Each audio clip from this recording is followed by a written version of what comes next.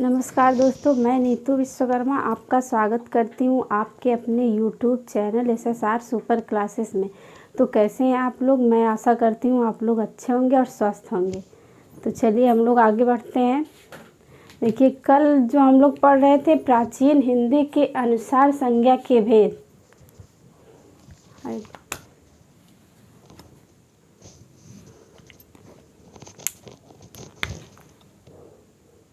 प्राचीन हिंदी के अनुसार संज्ञा के भेद।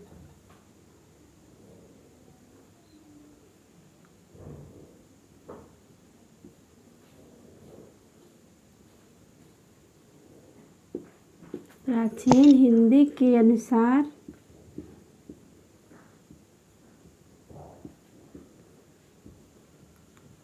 संज्ञा के भेद।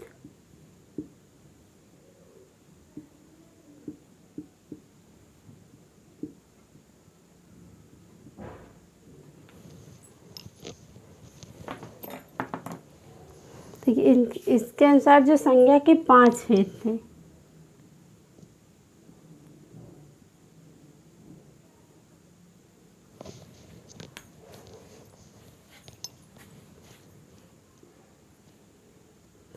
पहला जो है व्यक्तिवाचक संज्ञा।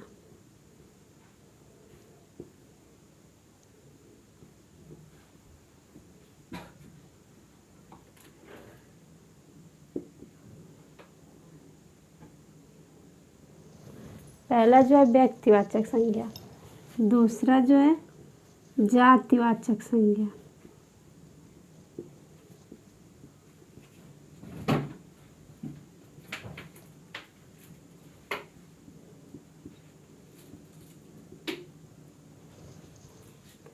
तीसरा जो है भाववाचक संज्ञा।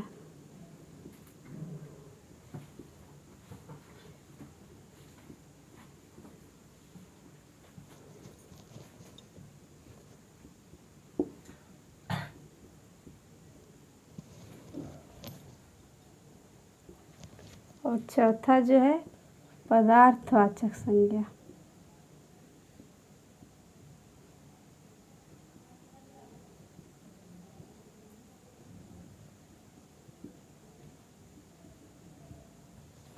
और पांचवा जो है समूहवाचक संज्ञा।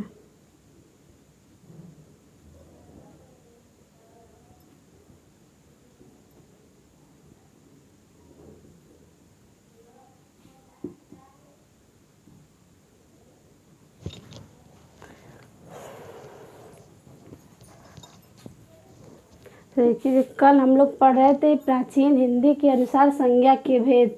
तो प्राचीन हिंदी के अनुसार संज्ञा के जो 5 भेद हैं, तो पहला हो गया व्यक्तिवाचक संज्ञा, दूसरा जो है जातिवाचक संज्ञा, और तीसरा जो है भाववाचक संज्ञा, चौथा जो है पदार्थवाचक संज्ञा, और पांचवा जो है समूहवाचक संज्ञा। तो इसमें जो व्यक्तिवाचक संज्ञा है और जातिवाचक संज्ञा हम लोग कल पढ़ चुके थे। अब हम लोग आज तीसरा जो है भाववाचक संज्ञा पढ़ेंगे। तो आइए पहले हम इसकी परिभाषा जानते हैं।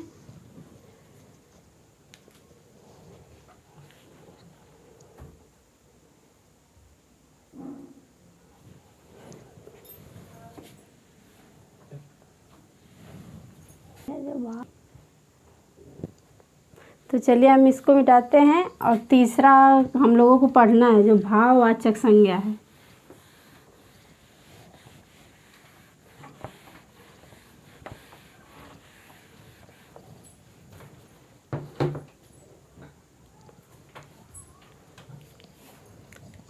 तीसरा जो है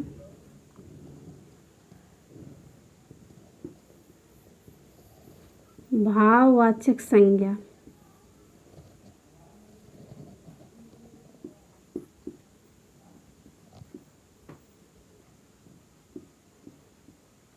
देखिए इसकी परिभाषा है।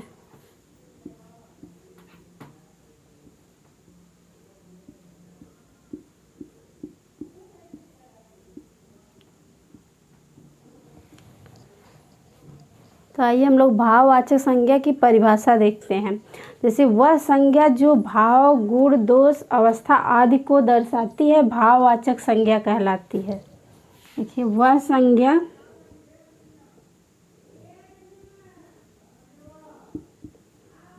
वह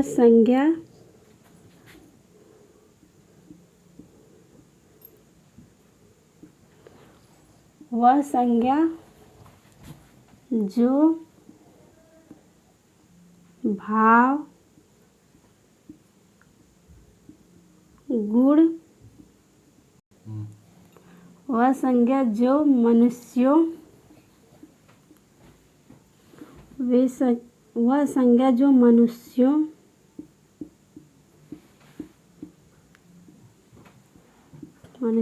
के भाव गुण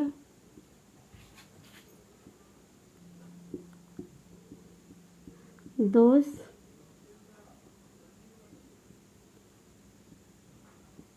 अवस्था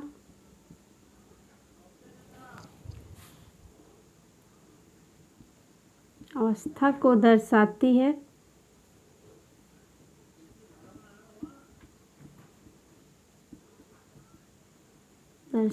भाववाचक संज्ञा कहलाती है।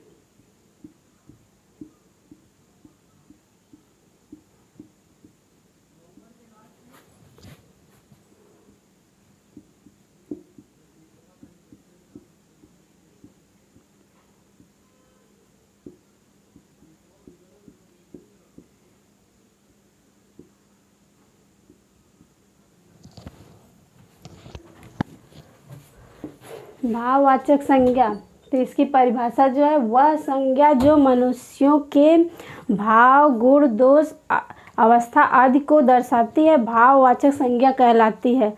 तो आइए हम लोग इसका उदाहरण देखते हैं।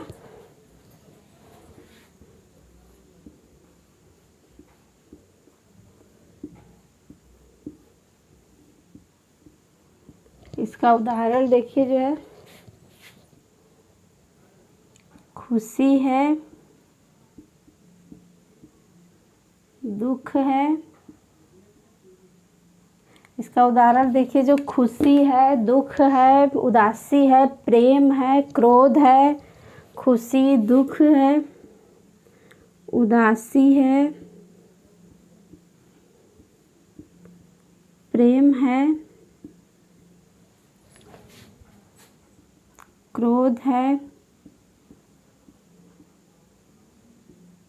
ईमानदारी है,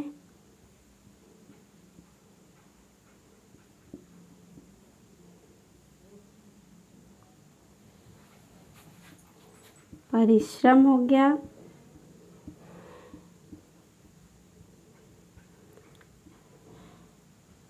बुढ़ापा,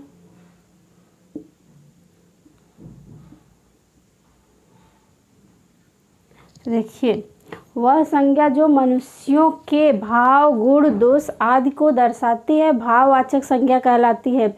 इसका उदाहरण देखिए जो है, खुशी है, दुख है, उदासी, प्रेम है, क्रोध है, ईमानदारी है, परिश्रम है और बुढ़ापा है।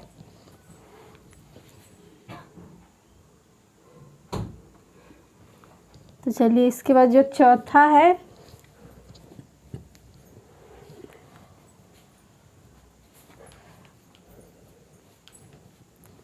चौथा जो है द्रव्यवाचक संज्ञा है। तो आइए हम लोग चौथा देखते हैं।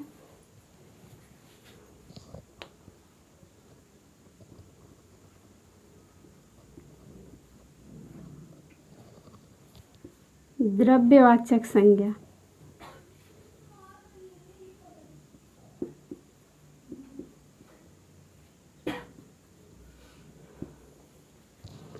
देखिए चौथा जो है द्रव्यवाचक संज्ञा है।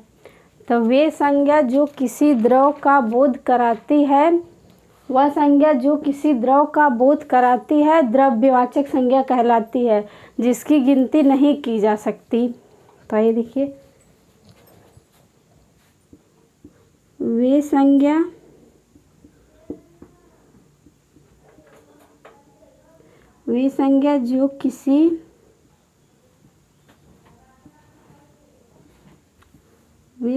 जो किसी द्रव का बोध कराती है,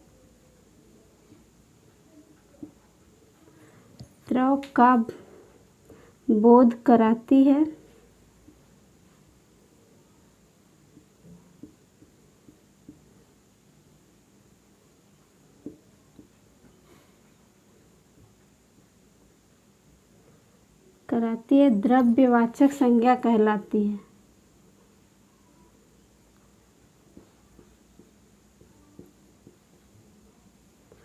द्रव्यवाचक संज्ञा कहलाती है।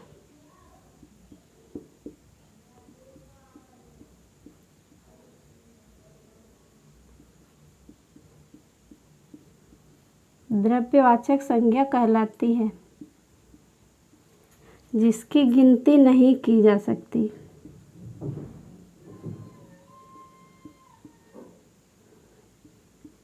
जिसकी गिनती नहीं की जा सकती।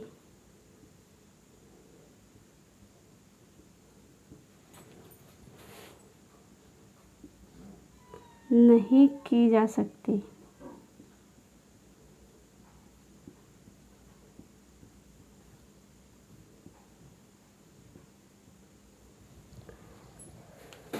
तो देखिए, द्रव्यवाचक संज्ञा जो वे संज्ञा जो किसी द्रव का बोध कराती है द्रव्यवाचक संज्ञा कहलाती है और जिसकी गिनती नहीं की जा सकती।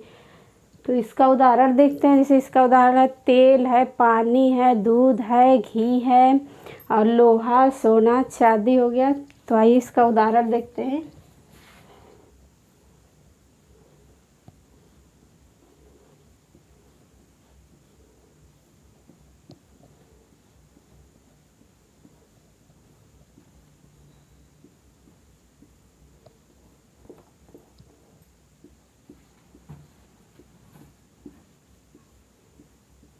खाने पीने की चीज़ें,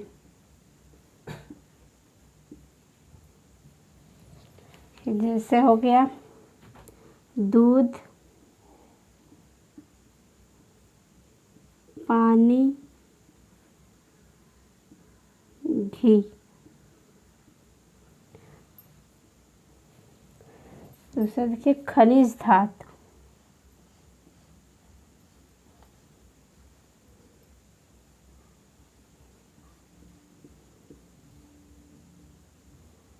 जैसे इसमें हो गया लोहा,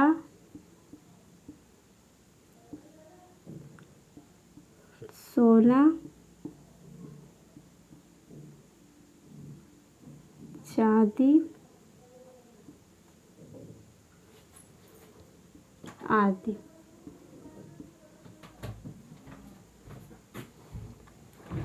तो देखिए जो है चौथा जो है द्रव्य, जैसे एक बार हम इसको दोहरा लेते हैं। तीसरा जो है भाववाचक संज्ञा, इसकी परिभाषा जो है वह संज्ञा जो मनुष्यों के भाव, दोष, गुण, अवस्था आदि को दर्शाती है भाववाचक संज्ञा कहलाती है। इसका उदाहरण जो है खुशी है, दुख है, उदासी है, प्रेम है, क्रोध है, ईमानदारी है, परिश्रम है और जो है बुढ़ापा है। और फिर चौथा जो है द्रव्यवाचक संज्ञा, तो वे संज्ञा जो किसी द्रव का बोध कराती है द्रव्यवाचक संज्ञा कहलाती है। तो इसकी जो है गिनती नहीं की जा सकती। तो इसका जो उदाहरण देखिए है खाने पीने की चीज़ें जो है देखिए दूध है, पानी है, घी है, तो इसको हम नहीं गिन सकते। इसी तरह खनिज धातु है लोहा, सोना, चांदी आदि, मतलब जिस और शब्द हैं इसकी भी गिनती हम नहीं कर सकते। तो चलिए हम इसको मिटाते हैं और पांचवा जो है समूहवाचक संज्ञा के बारे में जानते हैं। देखिए पांचवा जो है समूहवाचक संज्ञा।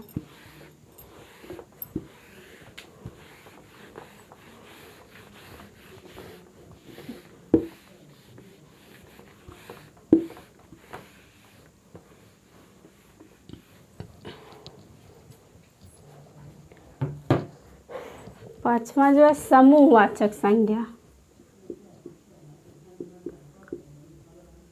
समूहवाचक संज्ञा, समूहवाचक संज्ञा।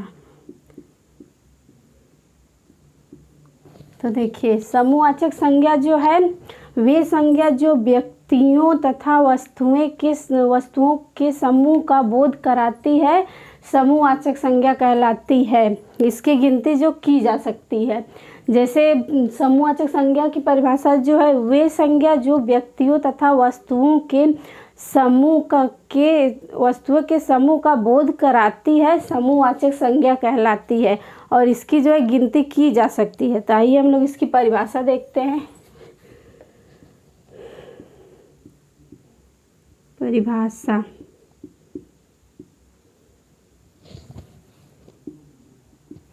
वे संज्ञा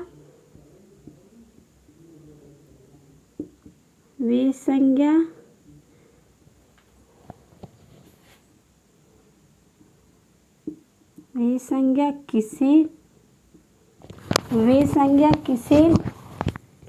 व्यक्तियों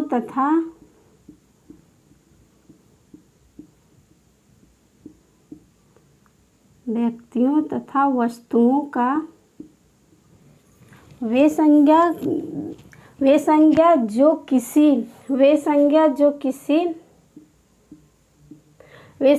किसी व्यक्तियों तथा वस्तुओं के समूह का बोध कराती है, समूहवाचक संज्ञा कहलाती है। वे संज्ञा जो किसी व्यक्तियों तथा वस्तुओं के समूह का बोध कराती है,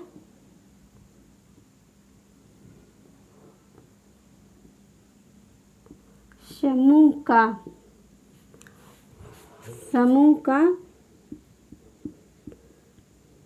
बोध कराती है,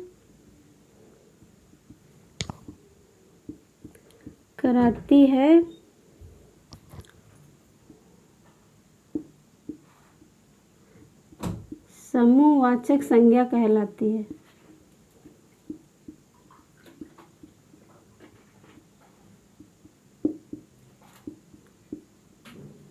समूहवाचक संज्ञा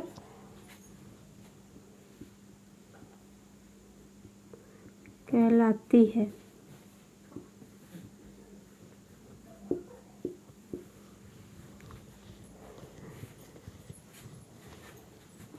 इसकी जो है गिनती की जा सकती है।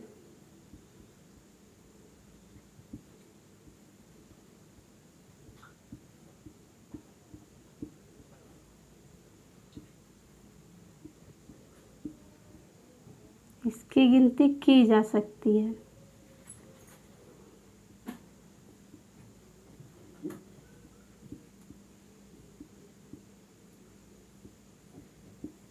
देखिए इसका उदाहरण जो है,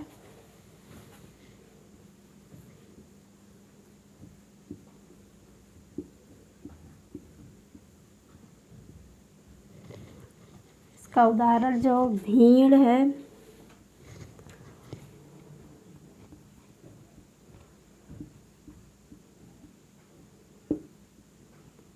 भीड़ हो गया, संगठन हो गया, गिरोह,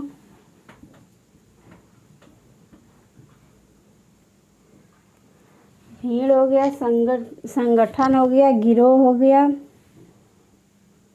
दल हो गया, पुलिस,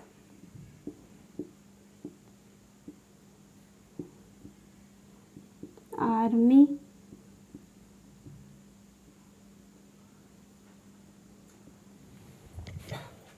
आदि।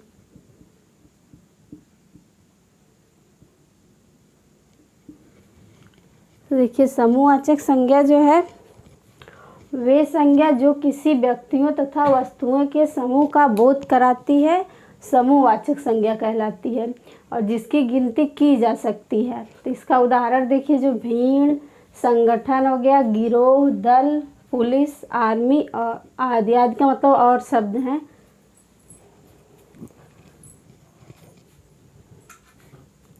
तो चलिए हम लोग आगे जो देखते हैं, भाववाचक संज्ञा का निर्माण। तो आइए देखते हैं भाववाचक संज्ञा का निर्माण कैसे होता है। भाववाचक संज्ञा का निर्माण,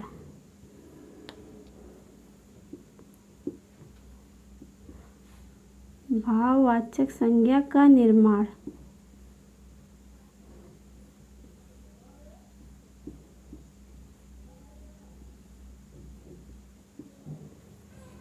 देखिए भाववाचक संज्ञा का जो निर्माण है 5 प्रकार से होता है।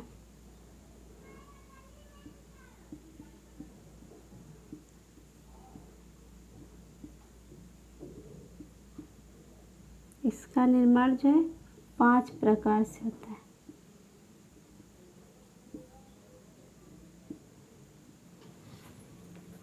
पांच प्रकार से होता है।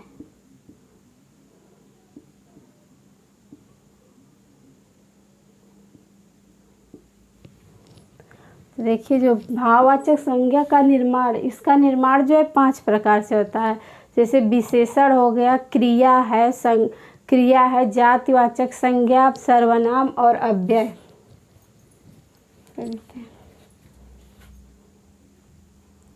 पहला हो गया विशेषण।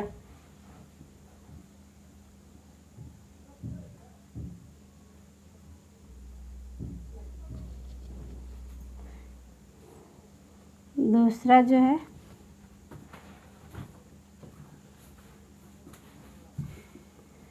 क्रिया।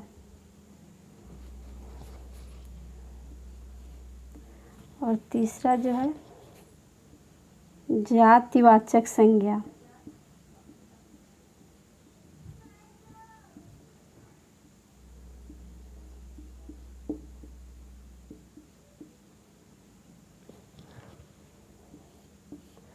और चौथा देखिए जो है सर्वनाम।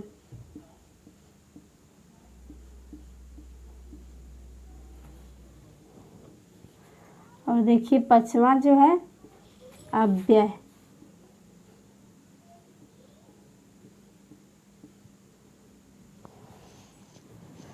तो देखिए जो भाववाचक संज्ञा का निर्माण जो है 5 प्रकार से होता है। तो देखिए पहला जो है विशेषण, दूसरा जो है क्रिया, तीसरा जो है जातिवाचक संज्ञा, चौथा जो है सर्वनाम और पांचवा जो है अव्यय।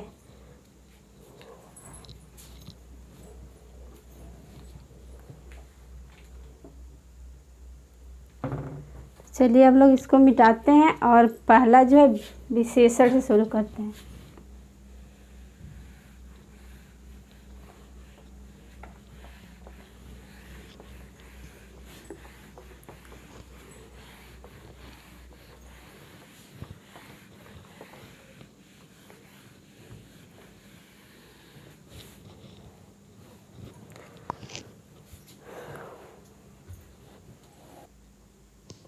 तो चलिए हम लोग जो पहला है विशेषण, देखिए पहला जो है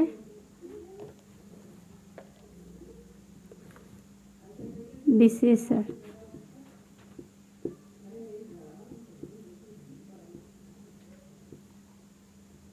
तो पहले हम लोग इसकी परिभाषा देखते हैं। परिभाषा,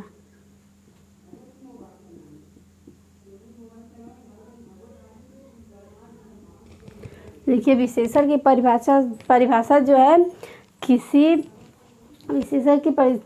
वस्तु की विशेषता बतलाने वाले शब्दों को विशेषण कहते हैं। जैसे किसी वस्तु की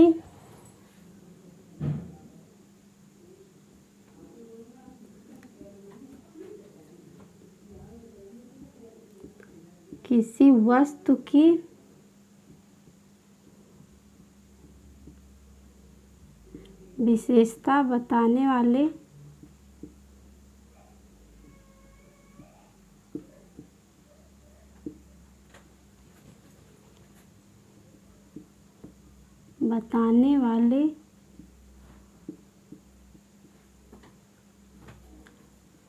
किसी वस्तु की विशेषता बताने वाले शब्द को विशेषण कहते हैं।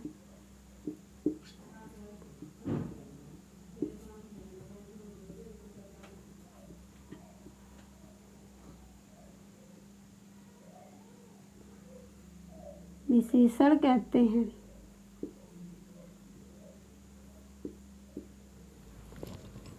तो इसका उदाहरण देखते हैं।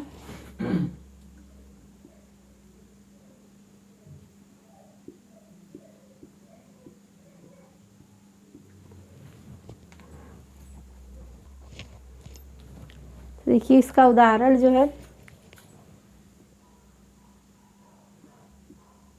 सरल, कुटिल हो गया।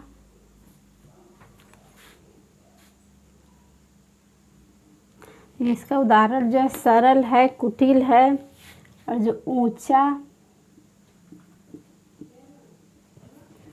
ऊंचा, और देखिए वीर इत्यादि।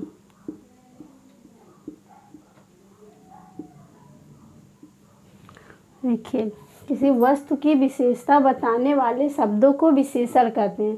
तो इसका उदाहरण जो है सरल, कुटिल, ऊंचा, वीर इत्यादि। इत्यादि का मतलब आप लोग समझ ही रहे हैं, मतलब और शब्द हैं। तो आइए देखिए, अगली हेडिंग है विशेषण से भाववाचक संज्ञा का निर्माण। तो आइए हम लोग देखते हैं कि विशेषण से भाववाचक संज्ञा का निर्माण कैसे होता है। विशेषण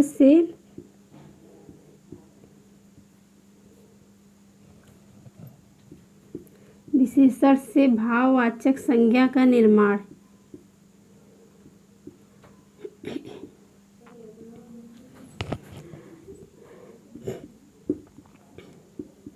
भाववाचक संज्ञा का निर्माण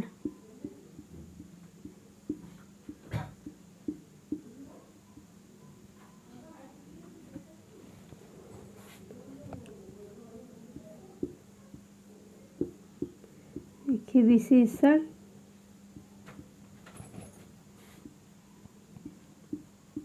भाववाचक संज्ञा।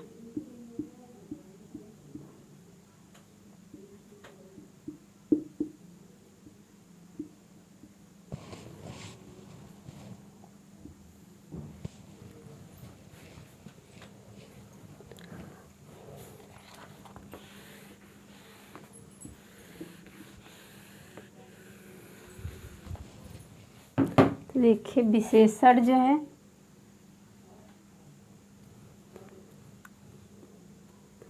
देखिए कुटिल,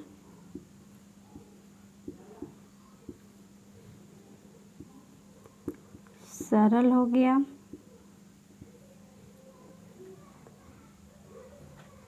ये ऊंचा। देखिए इसका जो भाववाचक संज्ञा है, कुटिल का कुटिलता हो जाएगा,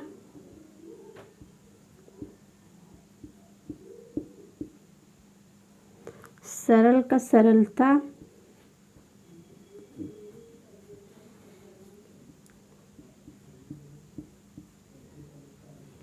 ऊंचा का जो होगा ऊंचाई,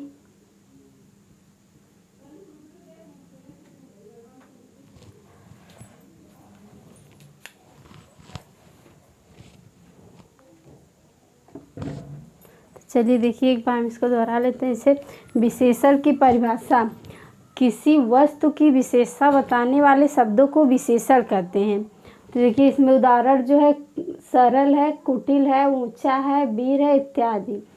तो ये देखिए विशेषण से भाववाचक संज्ञा का निर्माण कैसे हुआ है। देखिए विशेषण और भाववाचक संज्ञा, तो देखिए जो विशेषण है कुटिल है, अब भाववाचक संज्ञा में जो बदल गया वो कुटिलता। इसी तरह सरल है, सरल का सरलता हो गया, ऊंचा का जो है ऊंचाई हो गई। तो चलिए हम लोग मिटाते हैं और दूसरा जो है क्रिया के बारे में पढ़ते हैं।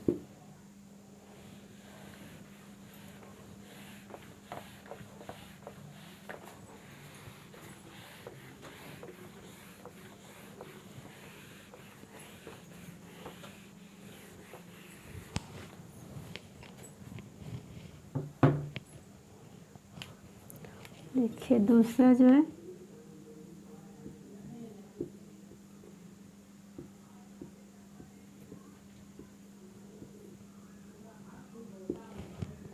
क्रिया की परिभाषा इसकी,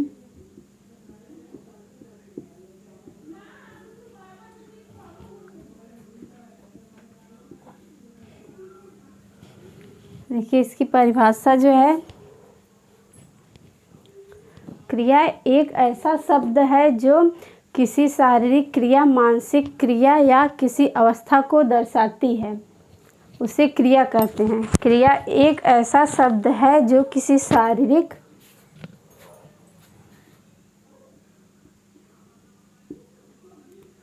क्रिया एक ऐसा शब्द है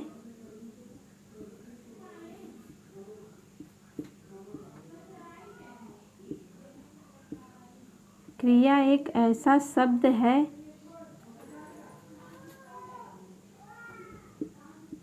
शब्द है जो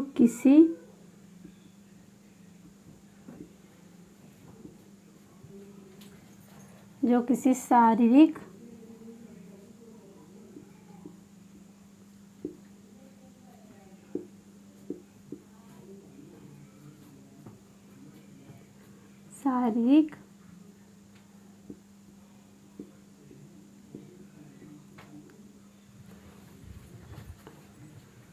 किसी मानसिक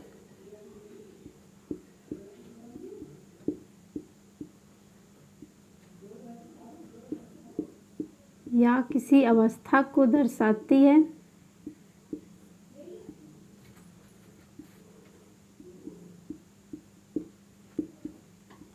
अवस्था को दर्शाती है।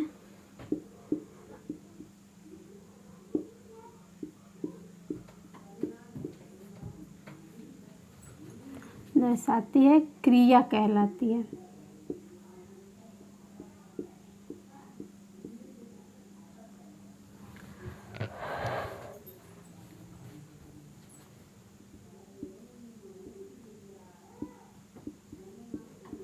क्रिया कहलाती है।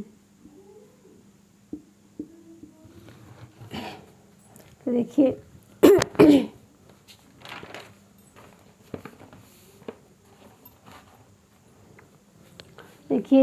क्रिया की परिभाषा जो है, क्रिया एक ऐसा शब्द है जो किसी शारीरिक क्रिया, मानसिक क्रिया या किसी अवस्था को दर्शाती है, उसे क्रिया कहते हैं। जो किसी शारीरिक क्रिया,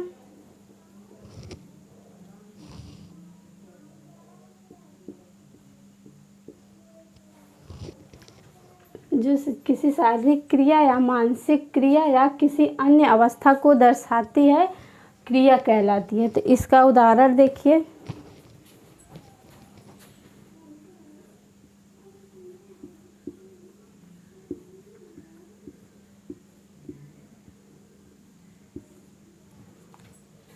इसका उदाहरण जो है,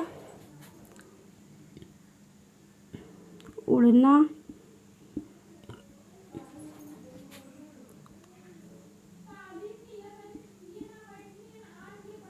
उभरना,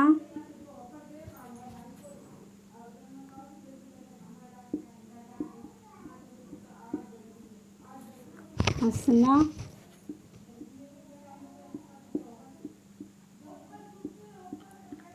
दौड़ना इत्यादि।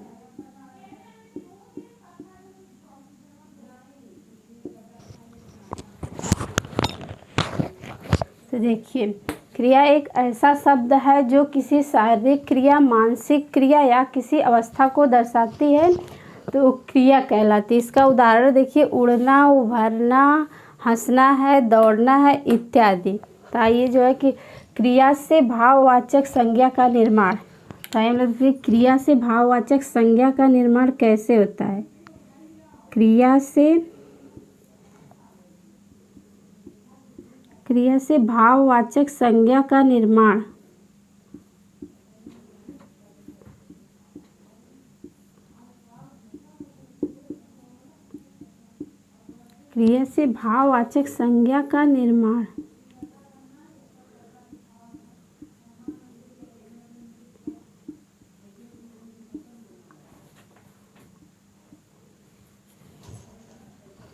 देखिए, क्रिया से भाववाचक संज्ञा का निर्माण। देखिए इसमें क्रिया और जो है भाववाचक संज्ञा।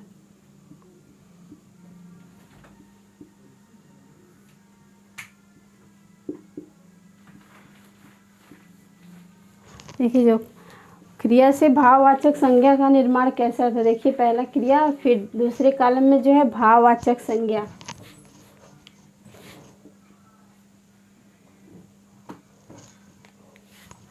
देखिए, जिसमें उड़ना था,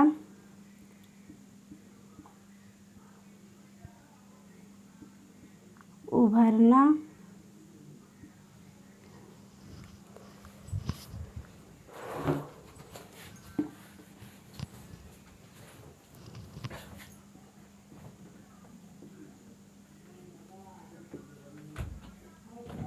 देखिए इसमें उड़ना, उभरना, हंसना, ये सब जो है क्रिया है, और दौड़ना।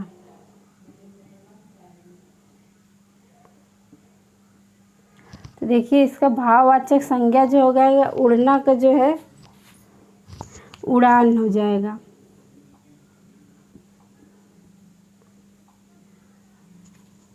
और उभरना का जो है उभार, और हंसना का हंसी,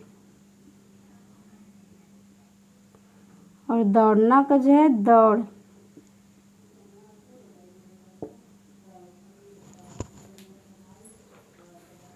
देखिए जो क्रिया से भाववाचक संज्ञा का निर्माण, देखिए क्रिया में जो है उड़ना है, उभरना है, हंसना है और दौड़ना है। तो इसका भाववाचक संज्ञा जो है देखिए उड़ान हो जाएगा, और उभरना का उभार हो जाएगा, और हंसना का जो है हंसी, और दौड़ना का जो है दौड़ हो जाएगा।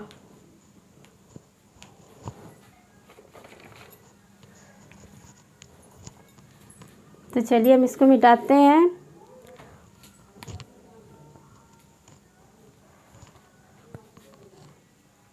जो तीसरा है जातिवाचक संज्ञा,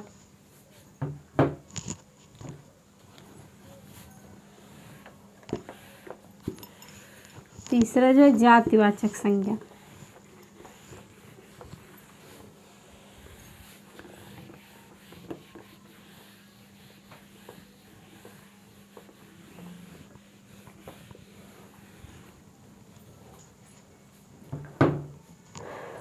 तीसरा जो है जातिवाचक संज्ञा।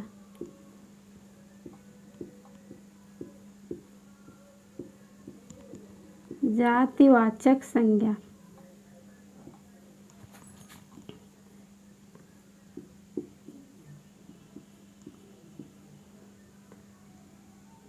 जातिवाचक संज्ञा, इसकी जो परिभाषा है,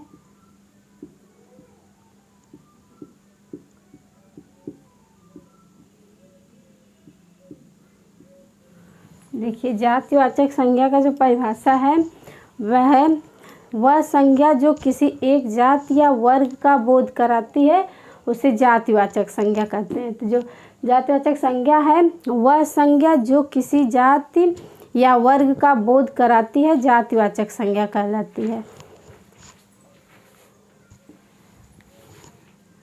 वह संज्ञा जो किसी जाति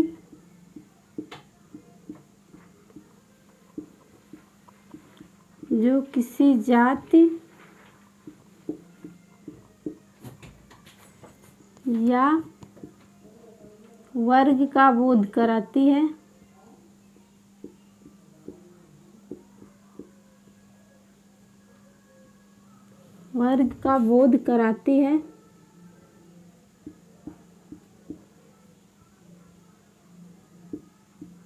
जातिवाचक संज्ञा कहलाती है।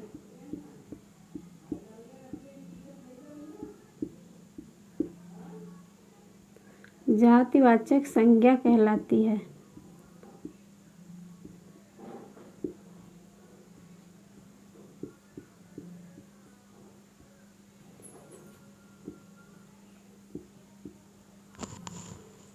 जातिवाचक संज्ञा कहलाती है। तो इसका उदाहरण देखिए,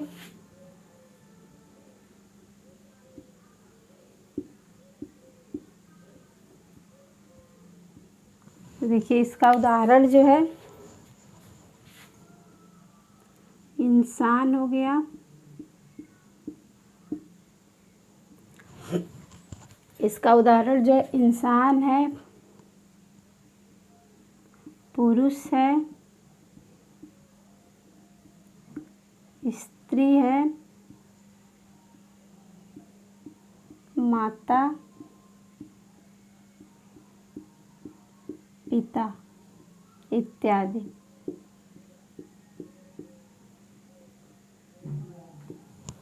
तो देखिए जो है जातिवाचक संज्ञा, इसकी परिभाषा जो है वह संज्ञा जो किसी जाति या वर्ग का बोध कराती है जातिवाचक संज्ञा कहलाती है। इसका जो उदाहरण है इंसान है, पुरुष, स्त्री, माता, पिता इत्यादि। तो आइए देखिए जातिवाचक संज्ञा से भाववाचक संज्ञा का निर्माण। देखिए जातिवाचक संज्ञा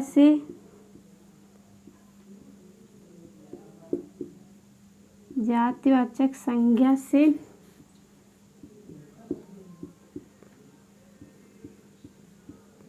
भाववाचक संज्ञा का निर्माण।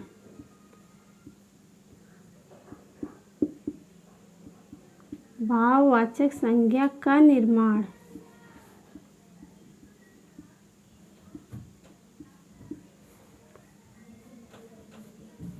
तो देखिए इसमें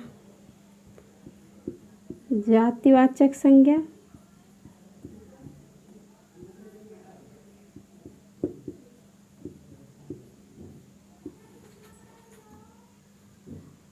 भाववाचक संज्ञा।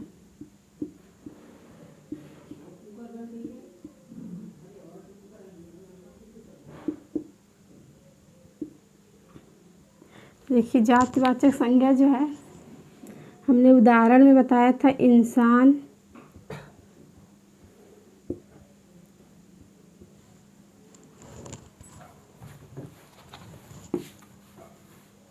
उदाहरण में जो इंसान और देखिए जो पुरुष,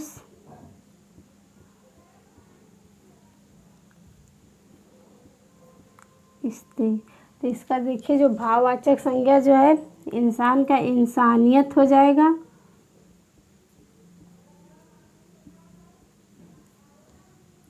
इंसानियत। पुरुष का जो होगा पुरुषत्व,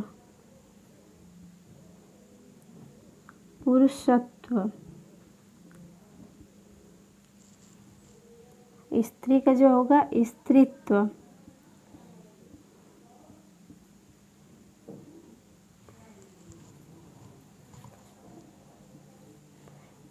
कि माता का जो माता पिता, माता का जो हो जाएगा मातृत्व,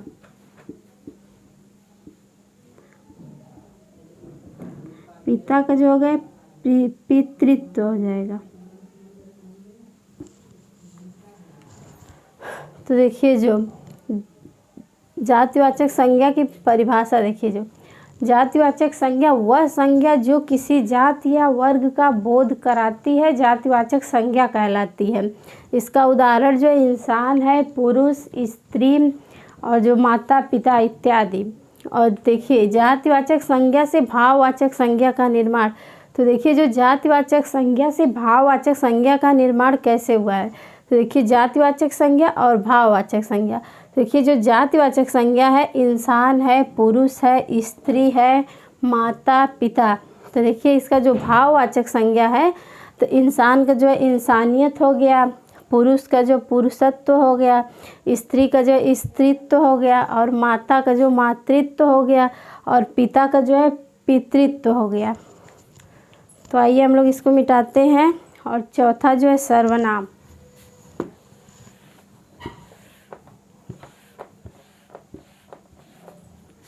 चौथा जो है सर्वनाम।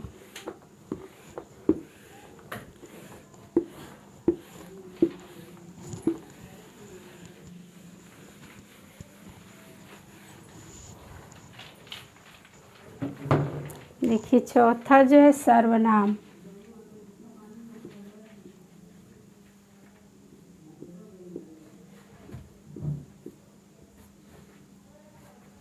देखिए सर्वनाम की परिभाषा।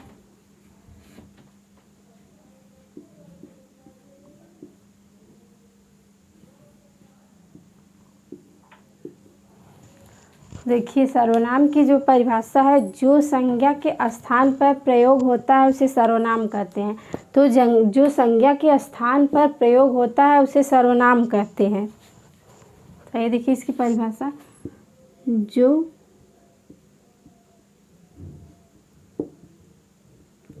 जो संज्ञा के स्थान पर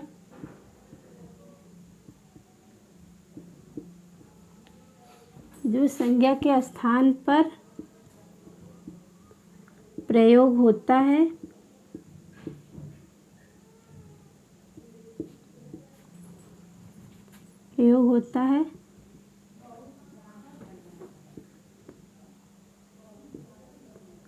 उसे सर्वनाम कहते हैं।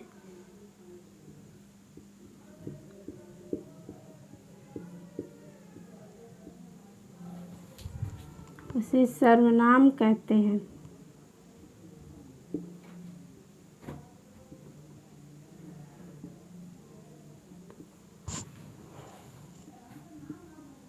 तो देखिए सर्वनाम की परिभाषा जो है, जो संज्ञा के स्थान पर प्रयोग होता है उसे सर्वनाम कहते हैं।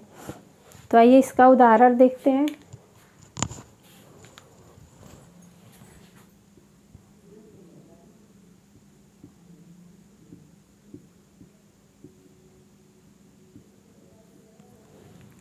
तो देखिए इसका उदाहरण जो है,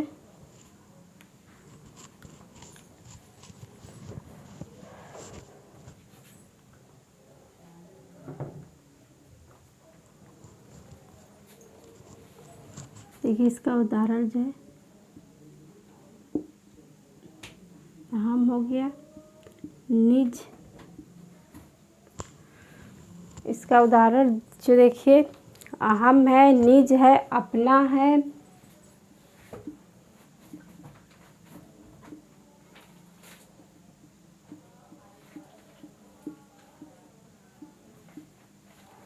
अहम है, निज है, अपना है, और देखिए जो है सर्व है।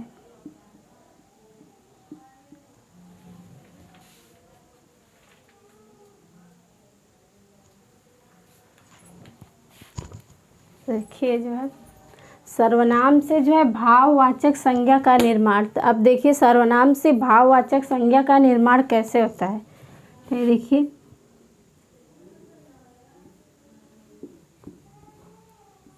सर्वनाम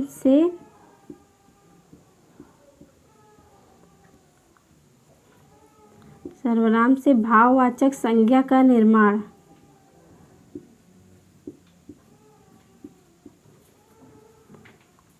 भाववाचक संज्ञा का निर्माण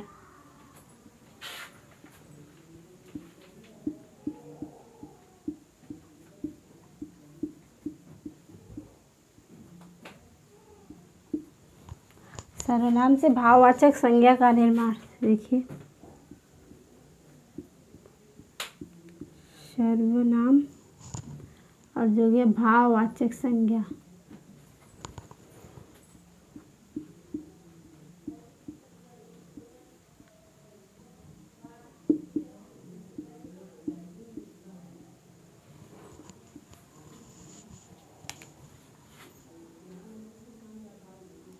देखिए इसमें जो है अहम, निज,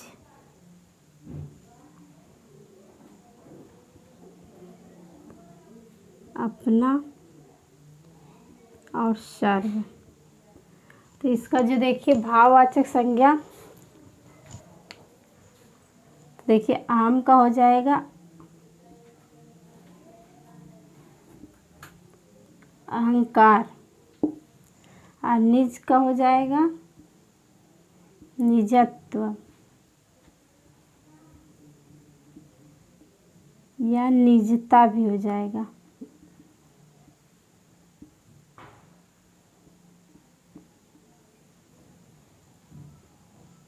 अपना का हो जाएगा अपनापन,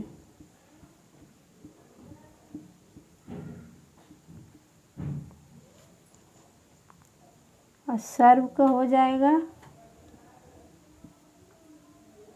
सर्वस्व या सर्वदा।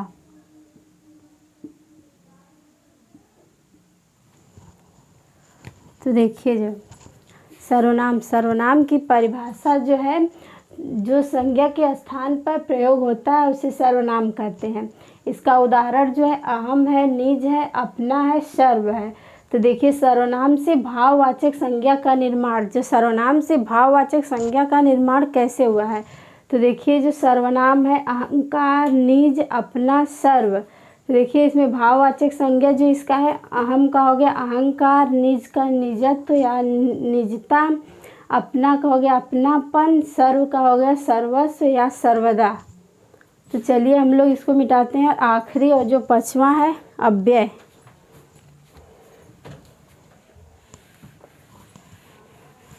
तो हम लोग पांचवा जो है अव्यय उसके बारे में पढ़ेंगे।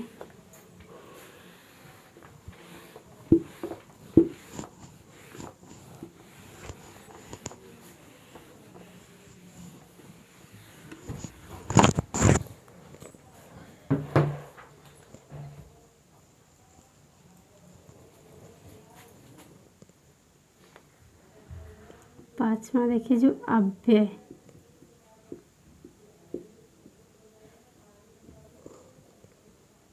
देखिए इसकी परिभाषा।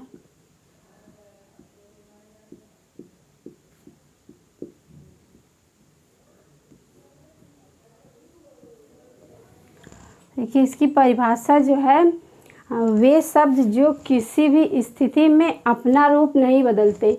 तो अव्यय जो है इसकी परिभाषा जो वे शब्द जो किसी भी स्थिति में अपना रूप नहीं बदलते अव्यय कहलाते हैं। तो इसकी परिभाषा जो है, वे शब्द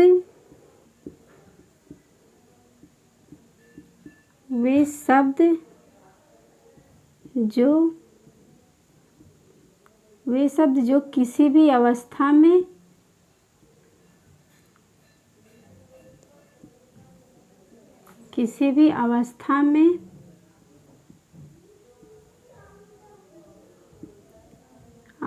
में अपना रूप नहीं बदलते।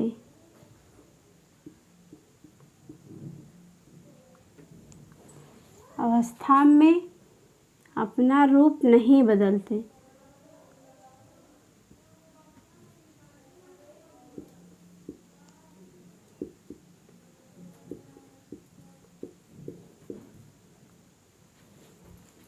अपना रूप नहीं बदलते हैं अव्यय कहलाते हैं।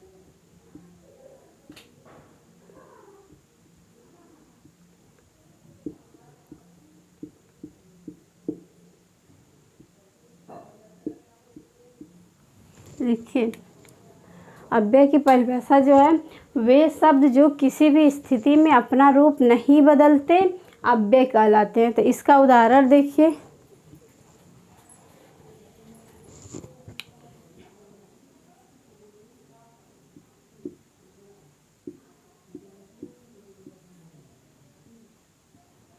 देखिए इसका उदाहरण जो है, अधिक,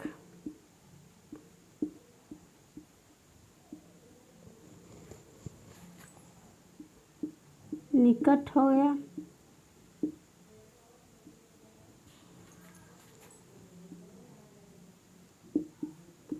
समीप इत्यादि।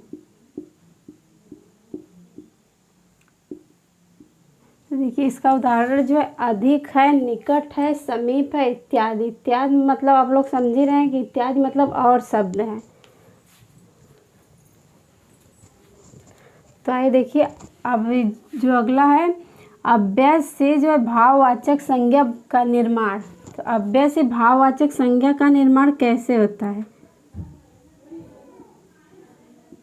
अव्यय से भाववाचक संज्ञा का निर्माण। अव्यय से भाववाचक संज्ञा का निर्माण।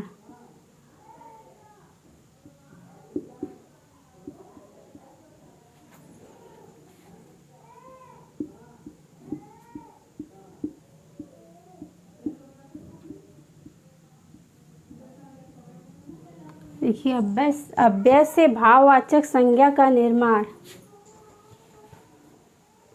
देखिए जो अव्यय की भाववाचक संज्ञा।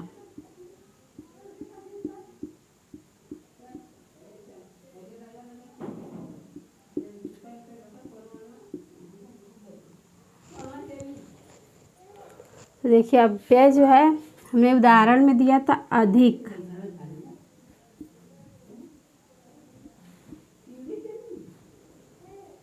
अधिक, निकट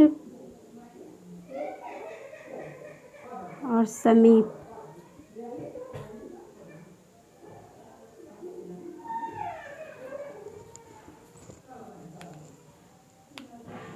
तो देखिए अव्यय से जो है, अव्यय को भाववाचक संज्ञा में कैसे बदलते, देखिए अधिक का जो हो गया अधिकता हो गया, अधिकता। निकट का निकटता हो जाएगा,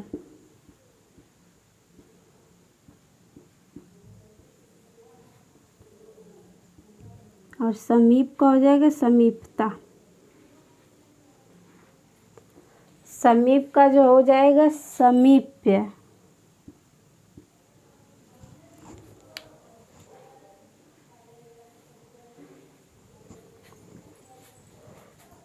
तो इसमें एक और उदाहरण देखिए, हाहा है, जैसे हाहा, तो हाहाक हो जाएगा हाहाकार।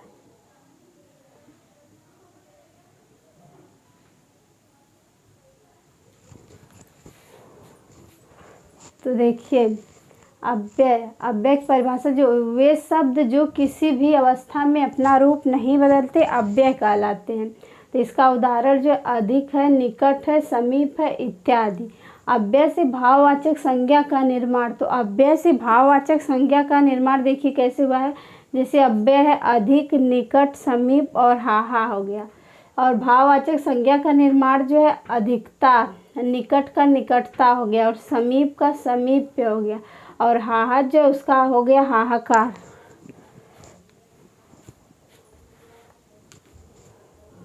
तो चलिए अब हम लोग संज्ञा को पढ़ चुके, और कल जो हम लोग सर्वनाम को शुरू करेंगे। तो आज के लिए इतना ही, धन्यवाद। तो चलिए हम लोग मिलते हैं अगली क्लास में।